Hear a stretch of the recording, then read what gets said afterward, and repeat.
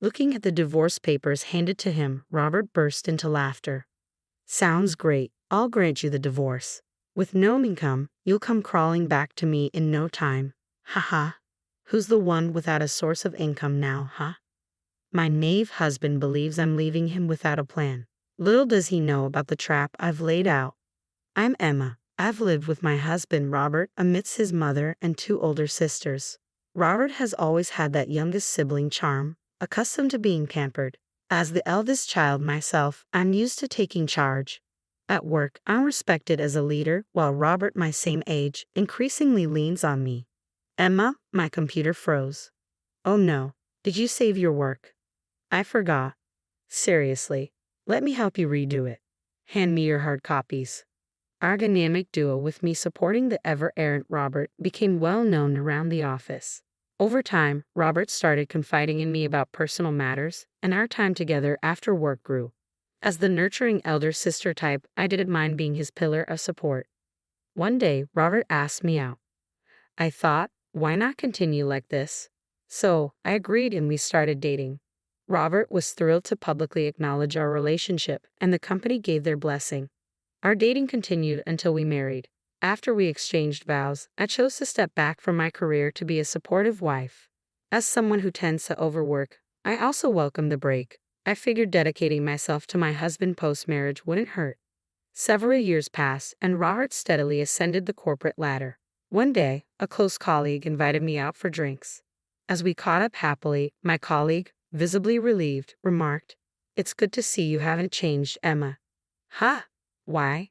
"Well, from what Robert's been saying, you know." Robert's colleagues exchanged glances.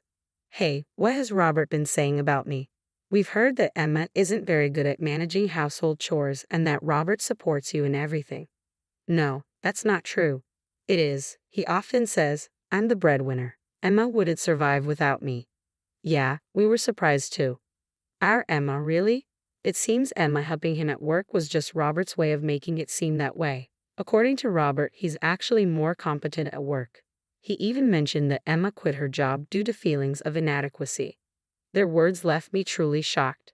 Robert, who had been spoiled by his mother and sisters until we married, couldn't boil water, let alone handle household chores like cleaning, laundry, or daily cooking. I took care of everything at home, yet he's been spreading completely false stories to everyone.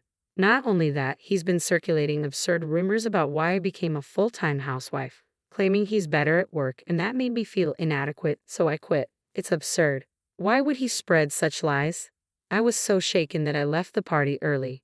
As soon as I got home, I confronted him. "Robert, are you bad-mouthing me at work?" "Stop it." Robert responded casually. "It just came up in conversation. Wouldn't you be proud if people thought your husband was capable? You haven't said anything you shouldn't have you?" "I haven't said anything. Actually, I was too shocked today to respond properly. I'll set things straight from now on." "Don't get worked up over something trivial. You're being childish." "Haha." "Stop stressing," Robert says, "but it's not pleasant to hear gossip behind your back."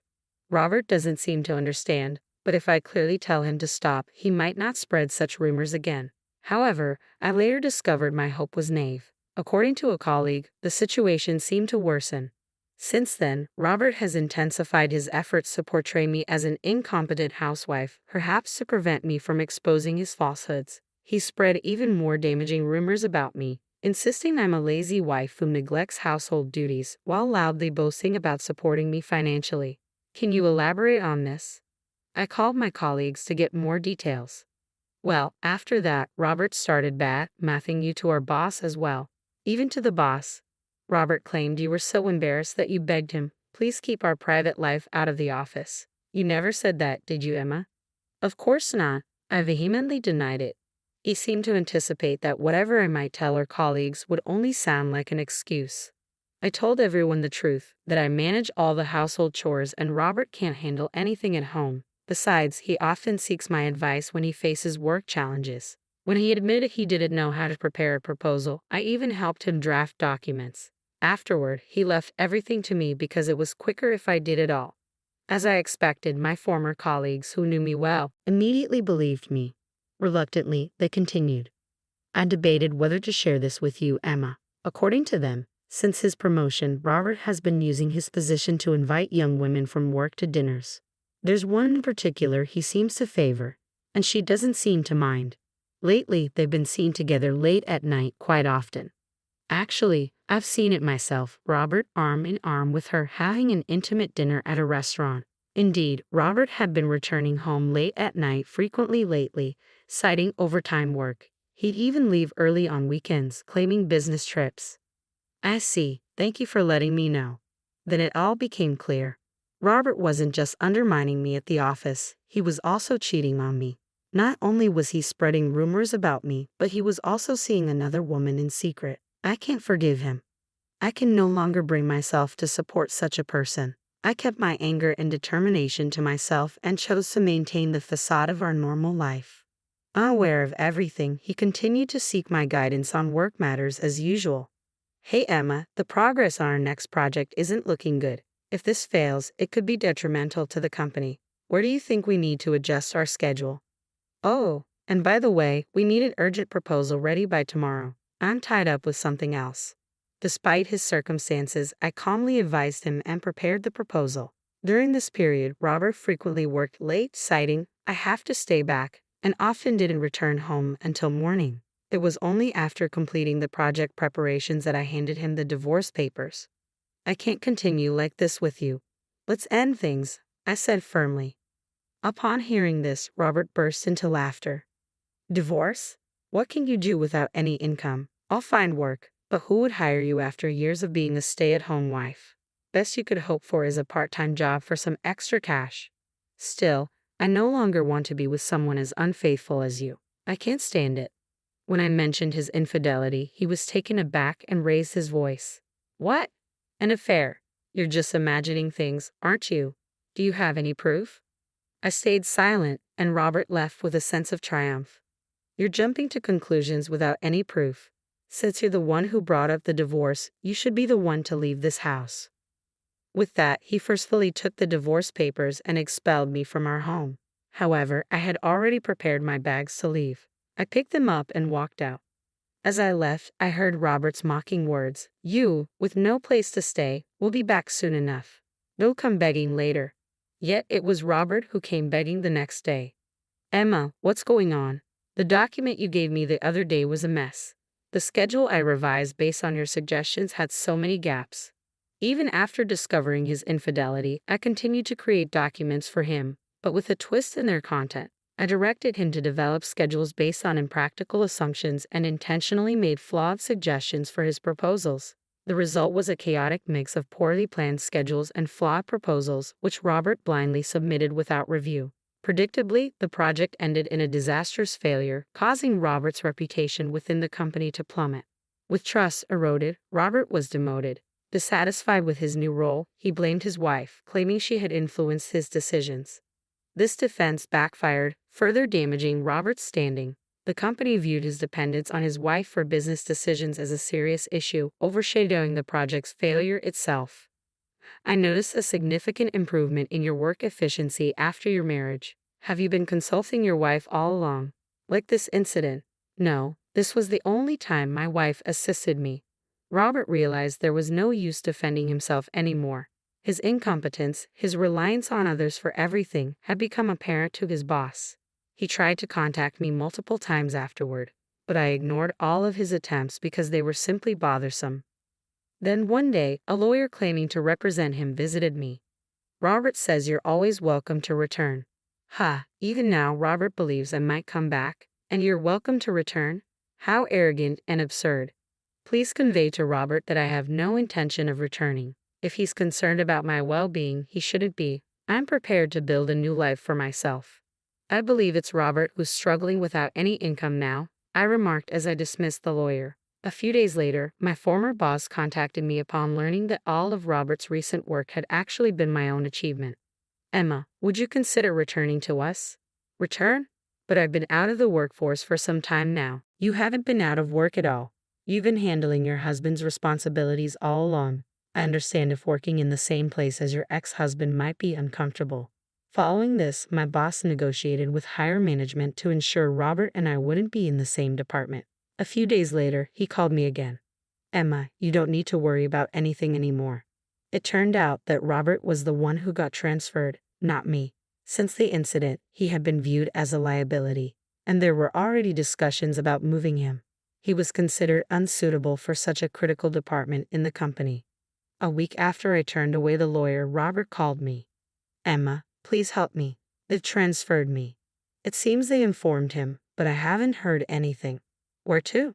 In response to my question, he exclaimed, to some remote place I've never even heard of.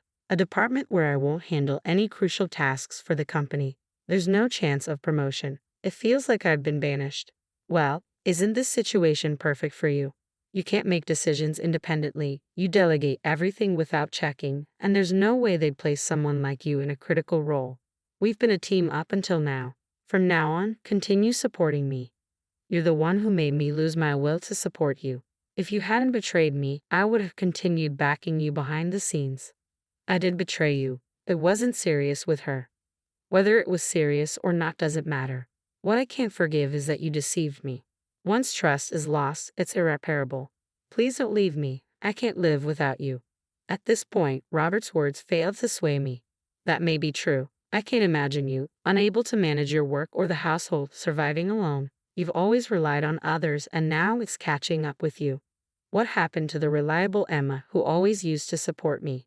The moment you cheated, lied to your colleagues, pretended to be competent at work, and fooled around with female coworkers behind my back, you lost that support. You brought this upon yourself. I hung up on Robert in the heat of the moment and blocked his number. There was no satisfaction in being relied upon by him now. Afterward, I proceeded with the divorce. I made sure to secure appropriate alimony from both him and his mistress. Only a few trusted friends know my whereabouts since leaving the house. Blocking his calls spared me from Robert's harassment. Now, I occupy the position he once held, thanks to my familiarity with the department's operations gained through assisting him. Even after leaving, I kept informed and resumed working diligently as I did before marriage. Just as I was beginning to move on, Robert's mother and sister appeared. You must be Emma, right? They glared at me. You deceived my son and took his position. I never approved of you from the beginning, but I didn't realize you were this deceitful. Robert's habit of dishonesty hasn't changed, has it? My mother-in-law's accusation prompted my own mother to respond, her face flushing red. What did you just say? Are you accusing our Robert of lying? Now I see it clearly. It's because all of you unquestioningly believe everything Robert says that he's ended up like this. What do you mean by like this? Ask anyone at his workplace and you'll find out. Robert can't manage anything on his own. He's skilled only at being coddled and relying on others. He even expects people to cater to him. Facing my in-laws who were trying to pressure me, I remained composed as I spoke. And that's not all. Behind everyone's back, he slandered those who supported him and fabricated a persona of greatness. I didn't take Robert's position from him. Rather, his true colors were revealed, leading to his transfer. Even so, isn't it heartless for you, his wife, to abandon him? You should direct those words to Robert himself. While he was having an affair, he had me cover for him at work. Did he mention any of this to you? What? What are you talking about? Just as I suspected, he only tells you what suits him. That's typical of Robert, even now. By the way, if he has grievances, why doesn't Robert come here himself? Could it be because he doesn't want to face his colleagues after lying, cheating with a coworker, which all came to light, and getting transferred? I doubt he'd dare show his face now, would he? A fair transfer? What's that supposed to mean? I suggest you not take everything he says at face value. I'll take my leave now. Realizing the truth in my words, my in-laws left awkwardly and quietly. With Robert having played his final cards through his mother and sister, there's likely nothing more he can do. Whether he chooses to reflect on himself while living in a remote place or continues his old ways is no concern of mine. I'll simply focus on living my own life. I'm truly grateful to the boss who recognized my abilities and